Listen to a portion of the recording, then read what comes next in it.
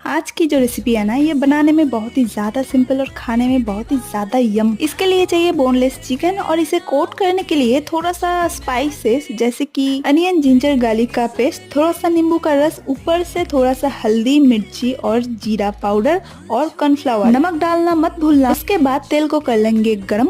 एक एक करके चिकन का पीस जाएगा तेल के अंदर और अलट पलट के कर लेंगे फ्राई धीमी आंच में जब तक ना गोल्डन ब्राउन हो जाए। उसके बाद क्या, तेल से निकालो और सर्व करो टोमेटो केचप एंड सलाद के साथ। Juicy and crispy chicken pakora जो बनाने में एकदम ही आसान और खाने में एकदम टेस्टी। चलो मिलते हैं नेक्स्ट वीडियो पे।